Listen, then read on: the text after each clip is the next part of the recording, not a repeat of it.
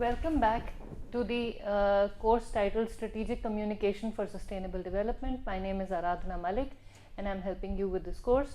And in the previous lecture, we discussed the psychological aspects of sustainability communication, and there were a few topics left, so I'm going to try and cover those now in this lecture. So let's move on. We did not get a chance to discuss the strategies and instruments for promoting sustainable behavior through communication. Now, the two primary strategies that we can use to promote sustainable behavior are cognitive strategies and behavioral strategies. Cognitive strategies, as the name suggests, deal primarily with trying to influence cognition and knowledge of environmental conditions and changes by working with information and educational approaches. So we are trying to change through these approaches. We try to change the way people think about situations. We try to influence the way people perceive what is coming to them from the environment.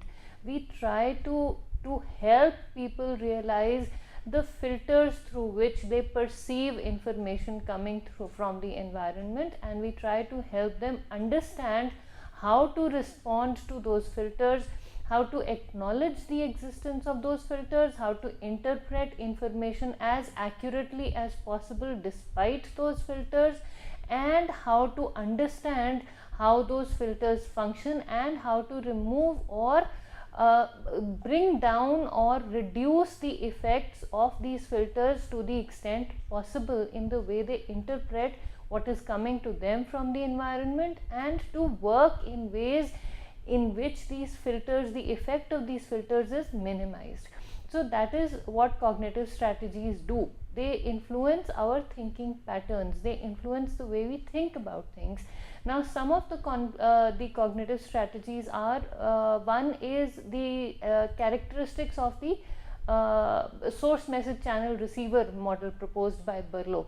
And Berlo proposed a model for communication, which is the source message channel receiver model, in which he emphasized the importance of context. And the proposition here was, what Berlo proposed was that context determines to a great extent how the sender perceives what has to be said. So the sender decides to send a message through his or her own filters, and there are various attributes of the sender that help the sender do this.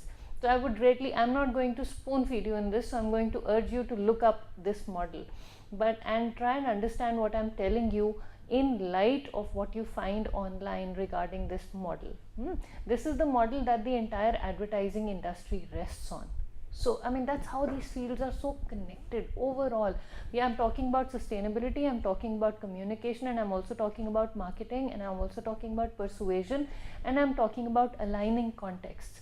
So let's get back to Berlo's model. Berlo's model discusses how the context of the source, of the person designing the message, decides or helps the person decide or impacts the way what message is designed, the way it is designed. So from the attitudes, from the context, from the understanding of based on the understanding of the person who's designing the message, the person designing the message picks out the content of the message, the language is picked out, the words that have to be used are picked out, and then the sender decides which channel to use to send the message. So is it orally, or is it through telephone, or is it through mass media, or is it digitally, or what? And then the control the sender has over the message is only up to that extent. How the message is interpreted depends on the context of the receiver of the message. How the message is interpreted depends on what the receiver of the message feels about the sender, about the language, about the content of the message, about the channel also of the message. So you could choose a particular channel to get in touch with somebody. You could maybe pick up the phone and call somebody, and the first reaction this person has is, why did you call me? Why did you not come and meet me personally? Or why did you feel the need to call me? Why could you not send me an email? So how the sender perceives, or sorry, how the receiver perceives the choice of the channel by the sender also has an impact on how the message is interpreted, how the intention behind sending the message is interpreted, how the action taken in response to the message is interpreted, and all of this will in turn impact how people think about their behavior towards the environment. For example, if I tell my students, I am a teacher, so I am living on campus and I see my students, again I am going to use an example that I used in the previous one of the previous classes. I see a student throwing a toffee wrapper on the ground, and I just walk up to the student and authoritatively tell the student not to throw the toffee wrapper on the ground. The student could, one, take it as an order from a teacher, two, take it as genuine concern by somebody who's who's really concerned about the environment, three, take it very lightly and not really pay attention to it because the student doesn't know me. So, depending on what the student thinks of me, what the student thinks of my tone, what the student thinks of the words that I use, the student could take the same message differently, could interpret this message differently. Now let's take another case. I go and I see my colleague, one of my peers, throwing a toffee wrapper on the ground, and I go up to my colleague and say, please don't throw the toffee wrapper on the ground. The colleague could interpret it very differently. I am in a position of authority as far as my students are concerned, so they may be forced to listen to me, but my colleagues are not under any gun. They are not going to be forced to listen to me. So the colleague will say, none of your business. Could, they will not. But my colleagues are very nice here, so they will not say this. But they could, and who am I to stop them? On the other hand, if I see any person on my campus throwing a toffee wrapper on the ground, and I go and pick up that toffee wrapper and put it into the dustbin in front of them, it's the same message. I say, please don't do it. So their reaction will be very different. They could feel ashamed. Or using the same words, instead of saying it to the student, I send the student an email. Dear so and so, I saw you throwing a toffee wrapper on the ground. Please don't do it in future. More serious. Why? Because a record has been created. Or I pick up the phone and call up my colleague or students and say, please don't throw toffee wrappers on the ground. The reaction will be totally different depending on the channel I pick, even with the same words. That is what this model talks about, and that is how people's thinking is changed because of the way they interpret things. So if we change the way we convince people to interpret the way they interpret things, then we could bring about a change in their behavior. It all rests on communication. I'm a communication teacher, and I can tell you for a fact that communication really makes the world go round. Okay, and concrete feedback added to source message channel receiver. So it's not only the interpretation of the message by the receiver of the message, it's also the feedback. So we could go on a lecture on communication, but we don't have that much time. So the feedback that the receiver receives from the environment after interpreting the message that has been sent and acting on it will also affect the way the receiver perceives the message in future. If the feedback is positive, if the feedback is comfortable for the receiver will continue to interpret the message in the same way. If the feedback is negative or makes the receiver uncomfortable, then the receiver will interpret the message in a different way. For example, I go and tell my student, please don't throw the toffee wrapper on the ground.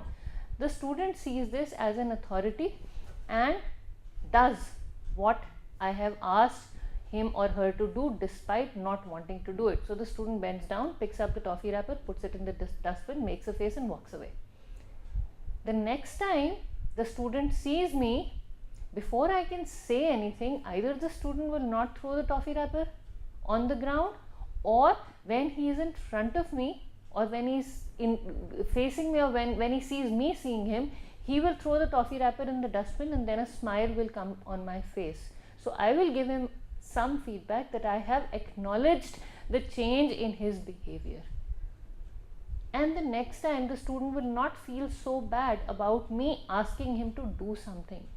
And he sees not only my reaction, but the reaction of the other people in the environment. There are other people who've seen the student throwing toffee wrappers on the ground earlier, who see that the same student who was making a mess has now decided to use something called as a dustbin. So we either don't react, or we encourage just by smiling at this person. So the feedback that is added to this will change the perception, and the person also sees everybody else in the environment, or many people in the environment, doing the same thing. People who were throwing toffee wrappers on the ground are now throwing toffee wrappers into the dustbin, and there's an overall positive feeling about this. Okay, antecedent strategy, learning from models. So whatever has been done in the past is then communicated to people, saying that this is what is being done in this location, this is what is being done by this person, this person, this person. So let us emulate something positive that has been done in another region, or in another, or by another community, etc. That is antecedent strategy, and that helps people learn how to, or change the way they do things. Prompts, we could put up posters showing people how to do things. There is a dustbin, you have a picture of somebody throwing something into the dustbin. That is a prompt, reminding people every time they have an urge to throw something on the ground. We put up these posters in strategic locations. Self-defined or adopted goals, we encourage people, we tell them why this is important, and let them decide on their own as to how long they want to take to change their behaviors. And private or public commitments. So I make a commitment to myself that I am going to change my behavior. I make a commitment to my friends, to my teachers, that I am going to be more concerned about the environment. I will not print as many sheets of paper as I used to earlier to save some trees. I need paper, but I will do most of my work online. I will not print as many things as I used to in the past.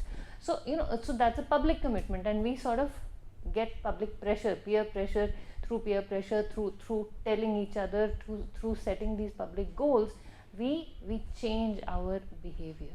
Okay, these are cognitive strategies. Behavior strategies, consequence means, consequence measures, reward and punishment, or feedback. So if you throw toffee wrappers on the ground, you will be fined 1 rupee for every toffee wrapper thrown on the ground.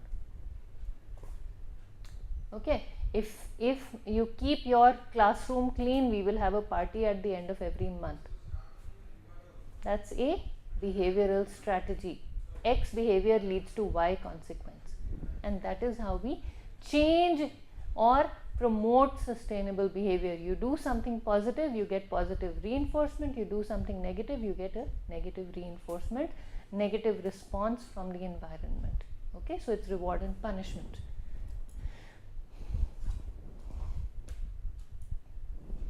Some principles of information and communication. How are information and communication related to how I perceive what is going on in my environment, and how I should behave for the betterment of my environment. So these are some of the things that influence my decisions. The first one here is, who is the communicator? Who is telling me not to throw toffee wrappers on the ground? Who is telling me not to throw trash around myself? Is this somebody I respect? Is this somebody who has any competence, who has any credibility, who is believable, who knows what she is saying? Or is it just some random person? Personal appearance, shabby looking person, or a person who seems to be in control of his or her own personal self? What does the person look like? And it makes a difference. You will say it is very superficial. No, a person who is well dressed, who has all his or her hair in place, whose clothes are in place, will be heard more than a person who has a shabby look, who is not groomed properly, I mean, that is a fact of life. Prestige. The director of the institute walks by, students will not throw toffee wrappers on the ground. The head of their own department walks by, they will not throw toffee wrappers on the ground. I've seen so many, and this is more prominent in community oriented cultures. In community oriented cultures, we have these social hierarchies.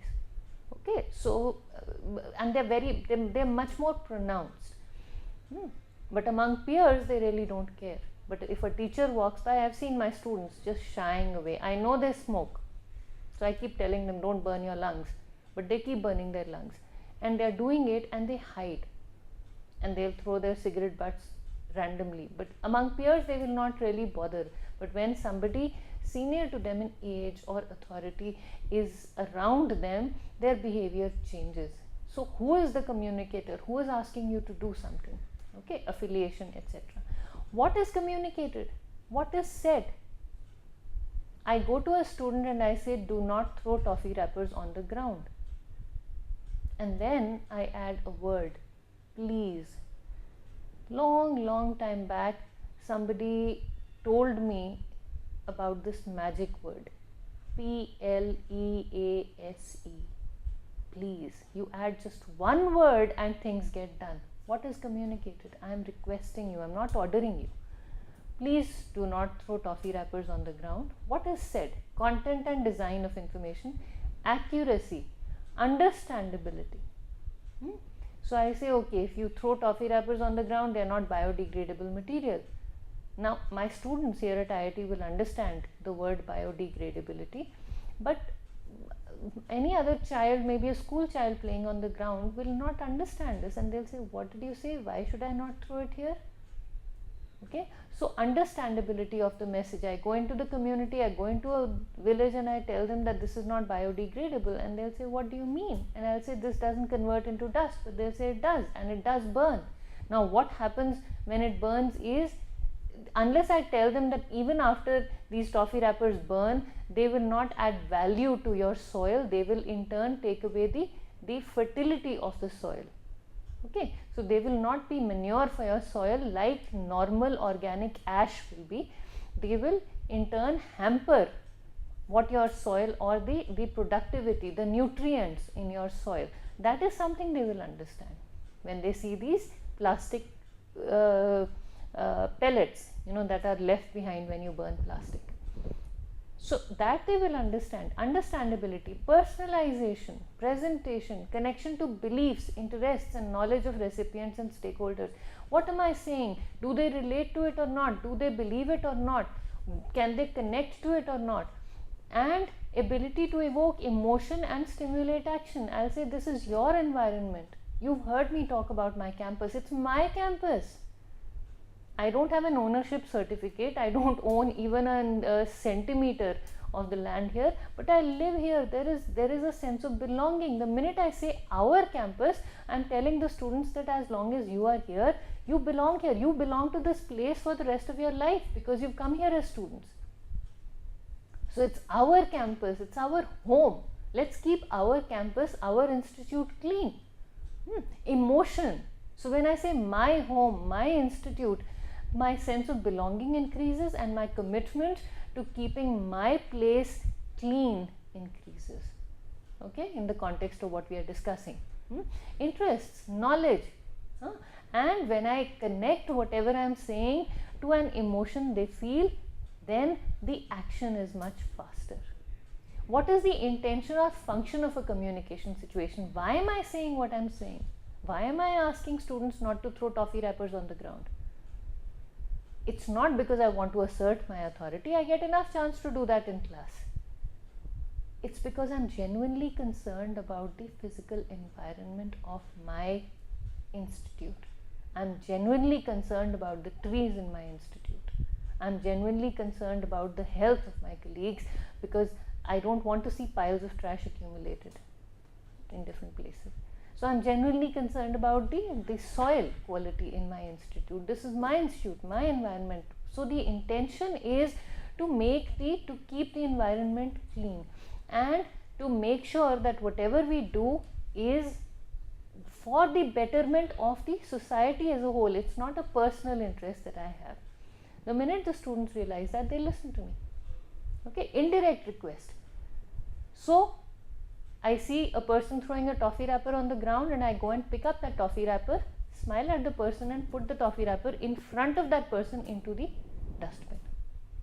That is an indirect request, that please do not do it, it's not good. On the other hand, the direct request would be, I go and tell the person, please do not throw a toffee wrapper on the ground, it hurts the environment. Okay, so indirect requests present facts, opinions, options, standards, objectives, and model behavior or feedback with no intention to persuade or make calls for action. Anytime I see somebody throwing something on the ground, pick it up and throw it into the dustbin. Some time back, I was associated with an organization on campus called the National Sports Organization, and we used to, have a cleaning drive every semester.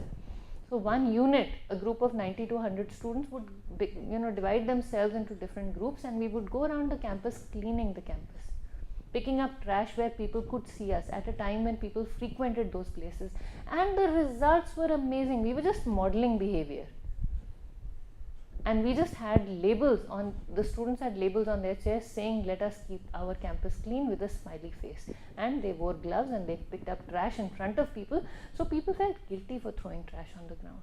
That is modeling behavior. We didn't tell people, come and join us cleaning the campus, we just did it, and that started a wave. So that is what is meant by an indirect request. Direct request is going into classes telling people not to dirty the campus. What media is used? Purpose of communication and impact on target of communication, individual or mass reach, direct message or stimulation of discussion, etc. What kind of media am I using? Am I using television or posters or loudspeakers, etc.? What is the desired success of communication? How do I assess the impact in terms of noticeable long-term behavior changes? Okay, how do I assess whether what I've done and said has made a difference or not? So all of these things will help us design strategies to change the behavior of people. Okay, and that is the psychological aspect of sustainability communication. Factors affecting attitudes towards sustainability: power. Power determines whose voice gets heard and how and why.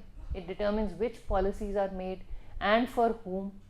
So when we dig bore wells in the village, the location of the bore well will decide who gets to use it and when, and who gets to use it first and who gets to use it last. Okay, and this is another huge discussion. Culture is another aspect. Culture acts as a medium that can give shape to the communication and action that is necessary so that sustainable development can be achieved on ecological, environmental, economic, profit and social planes, people. In other words, the cultural dimension, by means of reflection, thinking about what we've done, development and change in our values, forms the basis for sustainable development, but also produces new culture itself. So the feedback that is coming changes the way we think about things, from then on. Okay. How does culture affect attitudes towards sustainability communication? Culture also determines the seats of power, hierarchy, who gets heard, how, why. Okay.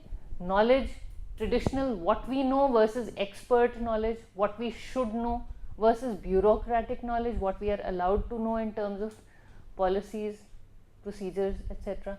So what we know as a part of our culture, what we've been doing forever.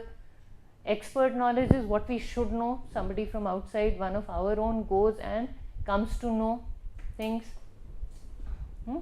Versus bureaucratic, what kinds of policies are implemented.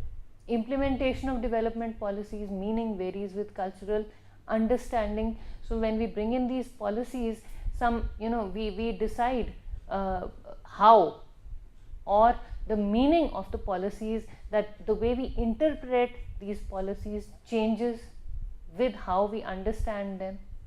Okay, so and accountability and time frames, how long will it take to bring in a policy, how long will it take for the policy to get accepted into the community. All of these are psychological aspects. It depends on our interpretation of the situation, our reactions to it, our understanding of it, and how we learn from our environment and how we respond to it after we have learned from it. And all of this is intertwined with the culture that we function in. We will discuss the challenges to participatory communication in another lecture. I think we are running out of time, but I would like to discuss the bottom line with you. The bottom line here is that communities do not change because of the availability of policies or opportunities or even resources. Communities' attitudes do not change through one-way delivery of information generated by experts. You tell people that this is something new that you need to do, people will not change. This is the policy that has been designed for you, it will not change. Okay? Communities need to be involved. They need to be empowered. They need to be heard. We need to be sensitive to the community. We need to go in, become a part of the community, and then slowly start bringing in change. They need to be empowered and given the freedom to decide what they want, how they want it, and when they want it. Am I ready to take in a new change? It is monsoon season and you're telling me about not throwing toffee wrappers on the ground. I can barely make it to my house in one piece because I have to wade through 2 or 3 feet of water. How do I care? And if I have a toffee on the way and just throw that toffee wrapper in the running water, I mean, come on, give me a break. That is something that people will say. Should I be concerned about the environment, or should I be concerned about my footwear not leaving my feet when I'm wading through knee-deep water? So when do I want it? Social and behavioral change comes from within. It comes from here. It can't be enforced on people. We can't tell people, okay, this is what you have to do. And therefore has to be motivated in and through communication. Usually indirect communication. We can't tell people what to do. We can only show them model behaviors, very, very, very subtly engage them in what we need them to do, and slowly take them in directions that will be comfortable for them. In and through communication, not coercion through expert or referential power. I know more than you, so you have to listen to me. Referential power, I am in a position of authority, so you have to listen to me. I am so and so, I am professor at IIT Kharagpur, so you have to listen to me. Big deal, so what? Unless I go and tell them that I am one of you, I am concerned about you, and I have to prove to them that I am concerned about them, they will not listen to me. Why should they? Okay, so it has to be motivated from inside. I have to genuinely be concerned about the community. I have to be a part of the community, and only then can I understand what the community needs and when it will be ready for the change. And slowly I can take them towards this change, towards an understanding of why and how they can preserve their own environment, not my environment, the environment they live.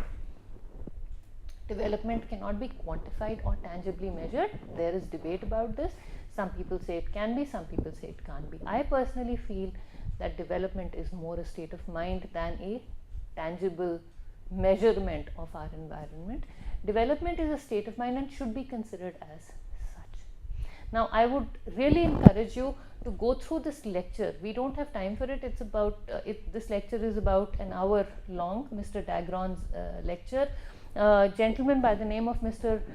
Alfonso Gumucio Dagron is an activist, a public activist in sustainability communication, and he is doing immense amount of work, and most of his work is in Spanish. He's a Bolivian, and but he's also a filmmaker, he's also a writer, so he's done a lot of work in the area of sustainability communication. This one particular lecture is in English.